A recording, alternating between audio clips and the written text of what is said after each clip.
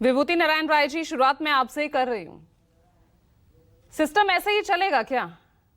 संसाधनों की कमी, लापरवाही, और अगर अब कार्रवाई हो गई है तो भरोसा कैसे आएगा जनता का इस सिस्टम पर, इस लाचार सरकारी प्रशासन पर?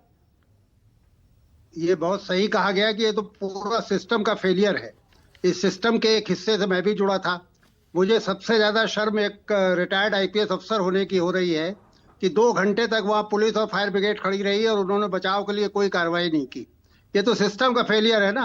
एक व्यक्ति को तो तबादला कर दिया गया क्योंकि उसका कोई माई बाप नहीं, वो तो दक्षिण से आया था, लेकिन कमिश्नर पुलिस का तबादला क्यों नहीं किया गया? कमिश्नर पुलिस को सजा क्यों नहीं दी? फायर ब्रिगेड और पुलिस तो कमिश्नर पुलिस के अंडर में है ना, तो उनको सजा नहीं मिलेगी। मुझे पता ही एसआईटी सब गठित होती रहे, कमिश्नर पुलिस को सजा नहीं मिलेगी, क्योंकि ये भी सब जानते हैं कि उत्तर प्रदेश में किस तरह से तैनातियां हो रही हैं, जांच किस तरह से उसमें एक महत्वपूर्ण भूमिका अदा कर रही है।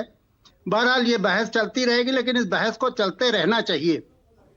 जब तक आप आंख में आंख डाल करके जो सत्ता पे बैठे लोग हैं उनको ये नहीं बताएंगे कि तुम गलत हो, तब तक वो सुधरेंगे नहीं। वो तभी सुधरेंगे जब इस तरह से मीडिया का अटेंशन होगा, जब इस तरह से चर्चाएं होंगी, जब उनको भी धिक्कार पड़ेगी। मतलब एक बाप का बेटा सिर्फ इसलिए चला गया कि वहां पर 2 घंटे तक लोग खड़े रहे जिनको इसी बात के लिए ट्रेनिंग दी गई थी। सर ये समझाइए ना, वहां पर पुलिस की टीम मौजूद थी, वहां पर फायर ब्रिगेड की टीम मौजूद थी, तो क्या अब ऐसी स्थिति में वो नहीं थे कि 2 घंटे कि उनके सामने कोई युवक डूब रहा है, नहीं बचाया जा सकता? वो कोई नदी थोड़ी ना थी भाई, एक बेसमेंट ही तो था। यही तो सबसे शर्मनाक बात है ना। मैं एक पुलिस अधिकारी के तौर पर शर्मिंदा हूं कि 2 घंटा वो खड़े रहे। वो सिर्फ इसलिए खड़े रहे कि उन्हें पता है कि उनका कुछ नहीं बिगड़ने वाला। सबकी पोस्टिंगें जो हैं, सबकी तैनातियां जो प्रोफेशनल कारण है उनके अतिरिक्त कारणों से हुई हैं।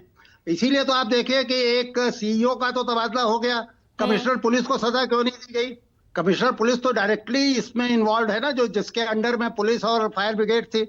क्यों नहीं वो अपने जो जवानों को इस तरह मोटिवेट कर पाए, इस तरह तैयार कर पाए, इस तरह प्रशिक्षित कर पाए कि ऐसे मौके पर वो अपना जान जोखिम में डाल करके एक बच्चे को बचाते?